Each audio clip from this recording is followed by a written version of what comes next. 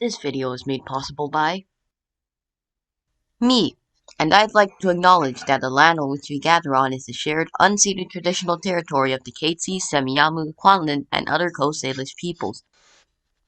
Social media, it's a thing, and it's also an innovative idea that's turned itself into something necessary in modern society. Each social media has a different use.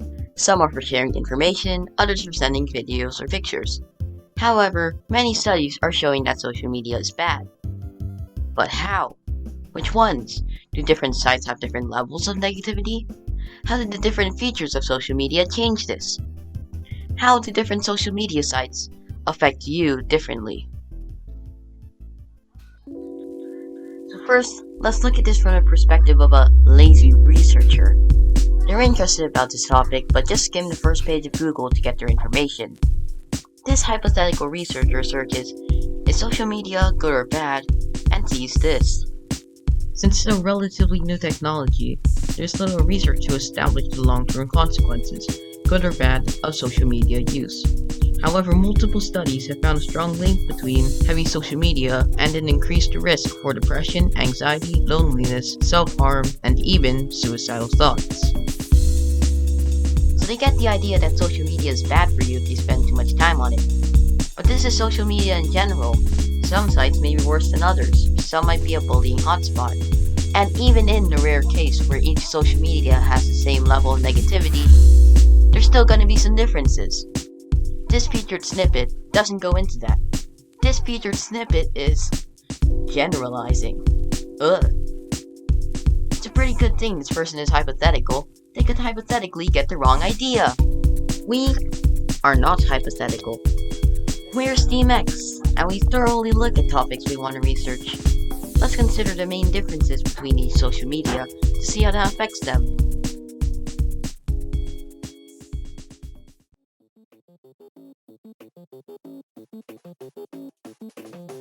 First, let's look at the user's profiles. Some will have a name, others will have a username. This is already something big, as it brings an important topic into discussion: anonymity. Let's say you made an account on Facebook and put your real name. People know your identity because your real name's on there.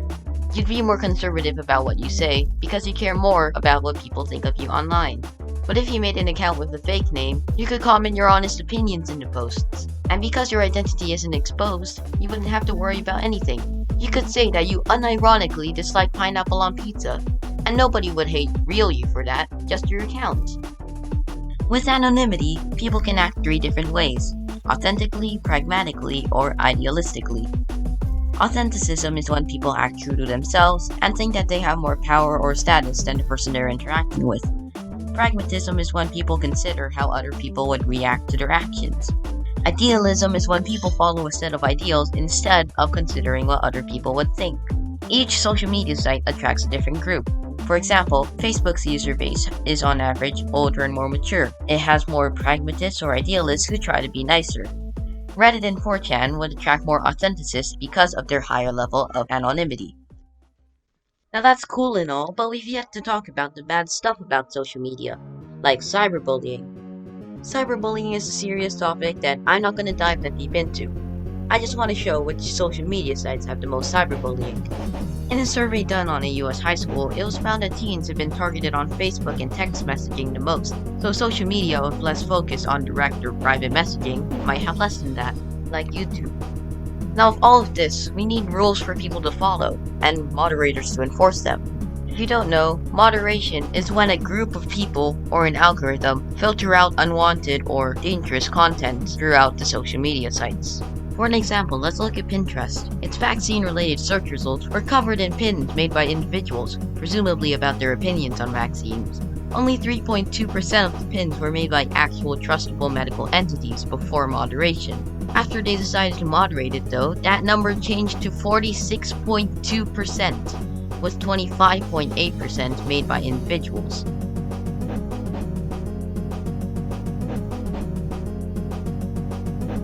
And for an even better example, let's look at comments, something that's pretty hard to moderate. Having a list of keywords for removing comments could work, but eventually the users would find a way to bypass it. Instead, a TED-Ed study opted for analyzing the sentiment of a reply, and if it was under a certain threshold, it would be removed. The results found that although setting it to only removing the meanest comments would in theory be good, it actually removes more than 50 non-negative comments for every one negative. Pretty bad. Setting it to the -4 setting would have a better ratio, but remove over 10 times as much comments overall. In this case, it would be better to remove certain keywords, as this is an educational site, and controversial discussion is at least better than people saying swears. The keywords wouldn't be as good as an idea for a different site like Reddit, where these words are used regularly, but it works for TED-Ed. Now let's look at probably the biggest issue here, mental health.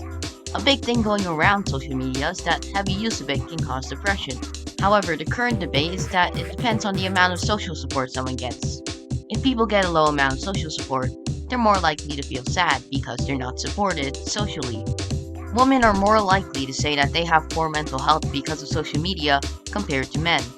Although the survey didn't ask for any particular social media, the people who participated mostly used Facebook. This shows where the social media stigma comes from. Instead of pinpointing a specific site, it becomes a general example. This study mentions that itself. However, it highlights something important about Facebook. It's pretty bad on people's mental health. Not only does it have a cyberbullying problem, but it also has poor social support. It should be pretty clear by now that social support is important. If you put a lot of effort into your social media profile, then you want to have more likes or followers or social support to compensate for it. But if you don't get that social support, you become sad. Makes sense. But each social media has a different level of social support. Alexandra Masiantonio and others looked into different social media sites to see how their user bases were different. They looked at 4 specifically: Facebook, Twitter, Instagram, and TikTok. By taking surveys on a 7-point scale, they were able to create charts for each social media site and look at how using them actively versus passively would change the effect on people. So here are the results. Actively using Facebook was found to be directly associated with a negative effect, compared to passively using Facebook, which led to upward social comparison, then a negative effect. Look at the charts and see how the arrows line up. I'll also be putting a pros and cons list.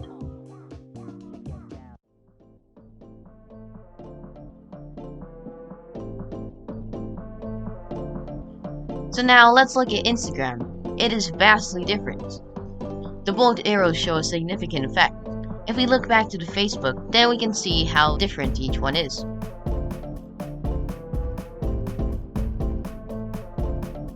Using Twitter actively leads to social support and satisfaction with life. However, using it passively actually discourages upward social comparison.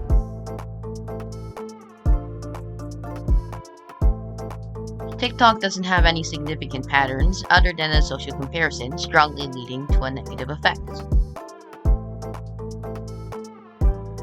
As you can see from the study, each social media is different in terms of its effects on people's well-being.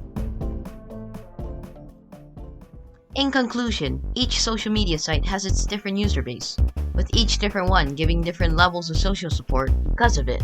It's important to distinguish these so we can isolate problems that we associate with social media in general. For example, if people were to say that social media is very toxic, we could isolate it to just the people who are making it toxic, instead of saying that it's everywhere. It's better that way. The end.